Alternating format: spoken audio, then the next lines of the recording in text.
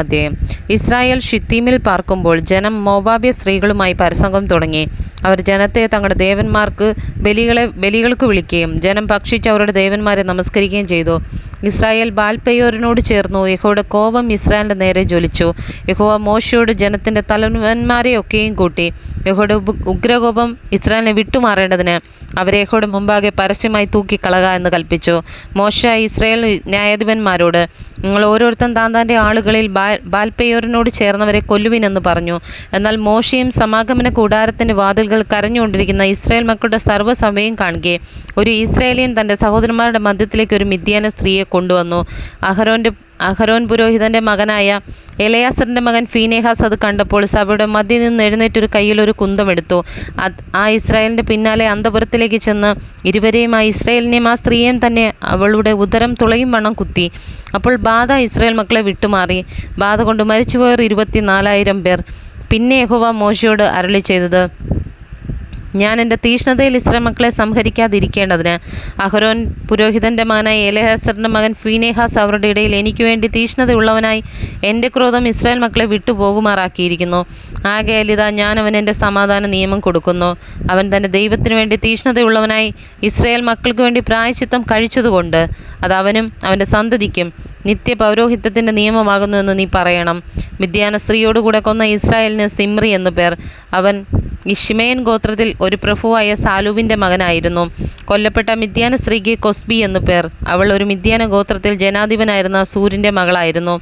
പെയോറിൻ്റെ സംഗതിയിലും പെയോർ നിമിത്തമുണ്ടായ ബാധയുടെ നാളിൽ കൊല്ലപ്പെട്ട അവരുടെ സഹോദരിയായി മിദ്യാന പ്രഭുവിൻ്റെ മകൾ കൊസ്ബിയുടെ സംഗതിയിലും മിദ്യാനർ നിങ്ങളെ ചതിച്ചു ഉപായങ്ങളാൽ വലച്ചിരിക്കൊണ്ട് നിങ്ങളവരെ വലച്ച് സംഹരിപ്പീൻ എന്ന് യഹോവ മോശയോട് അരുളി ചെയ്തു. 26-ാം അധ്യായം.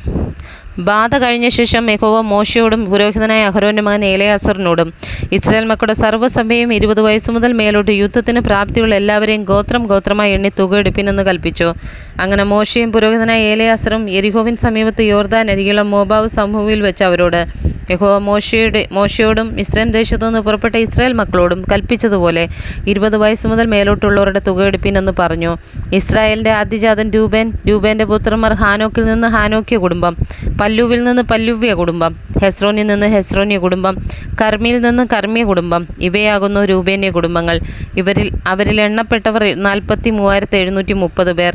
പല്ലുവിൻ്റെ പുത്രന്മാർ ഏലിയാബിൻ്റെ പുത്രന്മാർ നെബുവേൽ, ദാദാൻ, അബീരാം. യഹോവയ്ക്ക് വിരോധമായി കലഹിച്ചപ്പോൾ കോരഹിൻ്റെ കൂട്ടത്തിൽ മോശയ്ക്കും അഹരോനും വിരോധമായി കലഹിച്ച സംഘസദസ്യന്മാരായ ദാദാനും അബീരാമും ഇവർ തന്നെ. ഭൂമി വായി തുറന്ന് അവരെയും കോരഹിനെയും വിഴുങ്ങിക്കളയും. തീ 250 പേരെ ദഹിപ്പിക്കുകയും ചെയ്ത ആ സമയം ആ കൂട്ടം മരിച്ചു. അവരൊരു അടയാളമായി തീർന്നു. എന്നാൽ കോരഹിൻ്റെ പുത്രന്മാർ മരിച്ചില്ല. ഷിമിയോൻ്റെ പുത്രന്മാർ കുടുംബമായി ആരെന്നാൽ നെമുവേലിൽ നിന്ന് നെബുവേലിയ കുടുംബം, യാമീനിൽ നിന്ന് യാമീനിയ കുടുംബം, യാഗീനിൽ നിന്ന് യാഗീനിയ കുടുംബം, സേരഹിൽ നിന്ന് സേരഹിയ കുടുംബം, ഷാവൂലിൽ നിന്ന് ഷാവൂലിയ കുടുംബം. ഷിമിയോൻ്റെ കുടുംബങ്ങളായി ഇവർ 22,200 പേർ. ഗാദിൻ്റെ പുത്രന്മാർ കുടുംബമായി ആരെന്നാൽ സെഫോനിൽ നിന്ന് സെഫോന്യ കുടുംബം, ഹഗ്ഗിയിൽ നിന്ന് ഹഗ്ഗീയ കുടുംബം, ശൂനിയിൽ നിന്ന് ശൂനീയ കുടുംബം, ഒസ്നിയിൽ നിന്ന് ഒസ്നീയ കുടുംബം, ഏരിയിൽ നിന്ന് ഏരിയ കുടുംബം, അരോദിൽ നിന്ന് അരോദ്യ കുടുംബം, അരേലിയിൽ നിന്ന് അരേലിയ കുടുംബം. അവരിൽ എണ്ണപ്പെട്ടവരായി ഗാദ് പുത്രന്മാരുടെ കുടുംബങ്ങളായി ഇവർ 40,500 പേർ. യഹൂദയുടെ പുത്രന്മാർ ഏരും ഓനാനുമായിരുന്നു. ഏരും ഓനാനും കനാൻ ദേശത്ത് വെച്ച് മരിച്ചുപോയി. യഹൂദയുടെ പുത്രന്മാർ കുടുംബമായി ആരെന്നാൽ ഷേലയിൽ നിന്ന് ഷേലാന്യ കുടുംബം, ഫേരസിൽ നിന്ന് ഫേരസ്യ കുടുംബം, സേരഹിൽ നിന്ന് സേരഹി കുടുംബം. ഫേരസിൻ്റെ പുത്രന്മാർ ഹെസ്രോനിൽ നിന്ന് ഹെസ്രോന്യ കുടുംബം, ഹാമൂലിൽ നിന്ന് ഹാമൂല്യ കുടുംബം. അവരിൽ എണ്ണപ്പെട്ടവരായി യഹൂദ കുടുംബങ്ങളായി ഇവർ 76,500 പേർ. ഇസ്സാഖാരിൻ്റെ പുത്രന്മാർ കുടുംബമായി ആരെന്നാൽ തോലാവിൽ നിന്ന് തോലാവിയ കുടുംബം, പൂവയിൽ നിന്ന് പൂവ്യ കുടുംബം, യാശൂബിൽ നിന്ന് യാശൂബ്യ കുടുംബം, ഷിമ്രോനിൽ നിന്ന് ഷിമ്രോന്യ കുടുംബം. അവരിൽ എണ്ണപ്പെട്ടവരായി ഇസ്സാഖാർ കുടുംബങ്ങളായ ഇവർ 64,300 പേർ. സെബൂലൂൻ്റെ പുത്രന്മാർ കുടുംബമായി ആരെന്നാൽ സേരത്തിൽ നിന്ന് സേരത്തി കുടുംബം, ഏലോനിൽ നിന്ന് ഏലോന്യ കുടുംബം, യഹ്ലയിൽ നിന്ന് യഹ്ലേലിയ കുടുംബം. അവരിൽ എണ്ണപ്പെട്ടവരായി സെബൂലൂൻ്റെ കുടുംബങ്ങളായി ഇവർ 60,500 പേർ. യോസഫിൻ്റെ പുത്രന്മാർ കുടുംബമായി ആരെന്നാൽ മനശ്ശയും എഫ്രൈമും. മനുഷ്യയുടെ പുത്രന്മാർ മാഗീരിൽ നിന്ന് മാഗീരിയ കുടുംബം. മാഗീർ ഗിലെയാദിനെ ജനിപ്പിച്ചു. ഗിലെയാദിൽ നിന്ന് ഗിലെയാദി കുടുംബം. ഗിലെയാദിൻ്റെ പുത്രന്മാർ ആരെന്നാൽ ഈയസേരിൽ നിന്ന് ഈയസേരി കുടുംബം, ഹേലേക്കിൽ നിന്ന് ഹേലേക്യ കുടുംബം, അസ്രിയയിൽ നിന്ന് അസ്രിയേല കുടുംബം, ഷെഗേമിൽ നിന്ന് ഷെഗേമ്യ കുടുംബം. ഷെമീദാവിൽ നിന്ന് ഷെമീദാവി കുടുംബം, ഹേഫരിൽ നിന്ന് ഹേഫരിയ കുടുംബം. ഹേഫറിൻ്റെ മകനായ സെലോഫഹാദിന് പുത്രിമാർ അല്ലാതെ പുത്രന്മാർ ഉണ്ടായിരുന്നില്ല. സെലോഫഹാദിൻ്റെ പുത്രിമാർ മഹള, നോവ, ഹോഗ്ല, മിർക്ക, തിർസ എന്നിവരായിരുന്നു. അവരിൽ എണ്ണപ്പെട്ടവരായ മനുഷ്യ കുടുംബങ്ങളായി ഇവർ 57,700 പേർ. എഫ്രൈമിൻ്റെ പുത്രന്മാർ കുടുംബമായി ശൂദേലഹിൽ നിന്ന് ശൂദേലഹി കുടുംബം, ബേഗരിൽ നിന്ന് ബേഗരിയ കുടുംബം, തഹനിൽ നിന്ന് തഹന്യ കുടുംബം. ശൂദേലഹിൻ്റെ പുത്രന്മാർ ആരെന്നാൽ ഏരാനിൽ നിന്ന് ഏരാനിയ കുടുംബം. അവയിൽ എണ്ണപ്പെട്ടവരായ എഫ്രൈമ കുടുംബങ്ങളായി അവർ 30,500 പേർ. ഇവർ കുടുംബമായി യോസഫിൻ്റെ പുത്രന്മാർ. ബെന്യാമീൻ്റെ പുത്രന്മാർ കുടുംബമായി ആരെന്നാൽ ബേലിൽ നിന്ന് ബേലാബിയ കുടുംബം, അസ്ബേലിൽ നിന്ന് അസ്ബേലിയ കുടുംബം, അഹീരാമിൽ നിന്ന് അഹീരാമിയ കുടുംബം, ഷെഫൂമിൽ നിന്ന് ഷെഫൂമിയ കുടുംബം, ഹൂഫാമിൽ നിന്ന് ഹൂഫാമിയ കുടുംബം.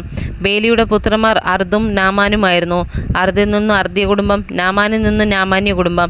ഇവർ കുടുംബമായി ബെന്യാമീൻ്റെ പുത്രന്മാർ. അവരിൽ എണ്ണപ്പെട്ടവർ 42,600 പേർ. ദാൻ്റെ പുത്രന്മാർ കുടുംബമായി ആരെന്നാൽ ഷൂഹാമിൽ നിന്ന് ഷൂഹാമിയ കുടുംബം. അവർ കുടുംബമായി ധാന്യ കുടുംബങ്ങളാകുന്നു. ഷൂഹാമിയ കുടുംബങ്ങളിൽ എണ്ണപ്പെട്ടവർ എല്ലാം കൂടി 64,400 പേർ. ആശേരിൻ്റെ പുത്രന്മാർ കുടുംബമായി ആരെന്നാൽ യിമ്നയിൽ നിന്ന് യിമ്നിയ കുടുംബം, ഇഷ്വയിൽ നിന്ന് ഇഷ്വിയ കുടുംബം, ബെരിയാവിൽ നിന്ന് ബെരിയാവിയ കുടുംബം. ബെരിയാവിൻ്റെ പുത്രന്മാരുടെ കുടുംബങ്ങളായിരുന്നാൽ ഹേബേരിൽ നിന്ന് ഹേബേരിയ കുടുംബം, മൽക്കിയലിൽ നിന്ന് മൽക്കിയേലിയ കുടുംബം. ആശേരിൻ്റെ പുത്രിക്ക് സാറ എന്നു പേർ. ഇവർ ആശേർ പുത്രന്മാരുടെ കുടുംബങ്ങളിൽ. അവരിൽ എണ്ണപ്പെട്ടവർ 53,400 പേർ. നഫ്താലിയുടെ പുത്രന്മാർ കുടുംബമായി ആരെന്നാൽ എക്സേലിൽ നിന്ന് എക്സേലിയ കുടുംബം, ഗൂനിയിൽ നിന്ന് ഗൂന്യ കുടുംബം, യേസരിൽ നിന്ന് യേസരിയ കുടുംബം, ഷില്ലോമിൽ നിന്ന് ഷില്ലോമിയ കുടുംബം. ഇവർ കുടുംബമായി നഫ്താലി കുടുംബങ്ങളാകുന്നു. അവരിൽ എണ്ണപ്പെട്ടവർ 40,400 പേർ. ഇസ്രായേൽ മക്കളിൽ എണ്ണപ്പെട്ടവർ 6,01,730 പേർ. പിന്നെ യഹോവ മോശയോട് അരുളി ചെയ്തത്, ഇവർക്ക് ആളെണ്ണത്തിന് ഒത്തവണ്ണം ദേശത്തെ അവകാശം വിഭാഗിച്ചു കൊടുക്കണം. ആളേറെ ഉള്ളവർക്ക് അവകാശമേറെയും ആൾ കുറവുള്ളവർക്ക് അവകാശം കുറച്ചും കൊടുക്കണം. ഓരോരുത്തൻ അവനവൻ്റെ ആളൊന്നിന് ഒത്തവണ്ണം അവകാശം കൊടുക്കണം. ദേശത്തെ ചീട്ടിട്ട് വിഭാഗിക്കണം. അതത് പൃഥുഗോത്രത്തിൻ്റെ പേരിനൊത്തവണ്ണം അവർക്ക് അവകാശം ലഭിക്കണം. ആളേറെയുള്ളവർക്കും കുറവുള്ളവർക്കും അവകാശം ചീട്ടിട്ട് വിഭാഗിക്കണം. ലേവരിൽ എണ്ണപ്പെട്ടവർ കുടുംബമായി ആയിരുന്നാൽ ഗർശോനിൽ നിന്ന് ഗർശോന്യ കുടുംബം, കെഹാത്തിൽ നിന്ന് കെഹാത്യ കുടുംബം, മെരാരിയിൽ നിന്ന് മെരാരി കുടുംബം. ലേവ്യ കുടുംബങ്ങൾ ലിബ്നിയ കുടുംബം, ഹെബ്രോനിയ കുടുംബം, മക്ലിയ കുടുംബം, മുഷ്യ കുടുംബം, കോരഹ്യ കുടുംബം. കെഹാത്ത് അമ്രാമിനെ ജനിപ്പിച്ചു.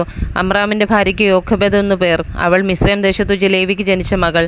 അവൾ അമ്രാമിനെ അഹരോനെയും മോശെ അവരുടെ സഹോദരിയെ മിരിയാമിനെയും പ്രസവിച്ചു. അഹരോന് നാദാബ്, അബീഹു, എലയാസർ, ഈഥാമാർ എന്നിവർ ജനിച്ചു. എന്നാൽ നാദാബും അബീഹുവും യഹോവയുടെ സന്നിധിയിൽ അജ്ഞാനി കത്തിച്ചു മരിച്ചുപോയി. 1 മാസം പ്രായം മുതൽ മേലോട്ട് അവരിൽ എണ്ണപ്പെട്ട ആണുങ്ങളാകെ 23,000 പേർ. ഇസ്രായേൽ മക്കളുടെ ഇടയിൽ അവരുടെ അവകാശം കൊടുക്കായികൊണ്ട് അവരെ ഇസ്രായേൽ മക്കളുടെ കൂട്ടത്തിൽ എണ്ണിയില്ല. എരിഹോവിൻ്റെ സമീപത്ത് യോർദാനരികെ മോവാബ് സമഭൂമിയിൽ വെച്ച് ഇസ്രായേൽ മക്കളെ എണ്ണിയപ്പോൾ മോശയും പുരോഹിതനായ എലയാസറും എണ്ണിയവർ ഇവർ തന്നെ. എന്നാൽ മോശയും അഹരോൻ പുരോഹിതനും സീനായ് മരുഭൂമിയിൽ വെച്ച് ഇസ്രായേൽ മക്കളെ എണ്ണിയപ്പോൾ അവർ എണ്ണിയവരിൽ ഒരുത്തനും ഇവരുടെ കൂട്ടത്തിൽ ഉണ്ടായിരുന്നില്ല. അവർ മരുഭൂമിയിൽ വെച്ച് മരിച്ചു പോകുമെന്ന് യഹോവ അവരെക്കുറിച്ച് അരുളി ചെയ്തിരുന്നു.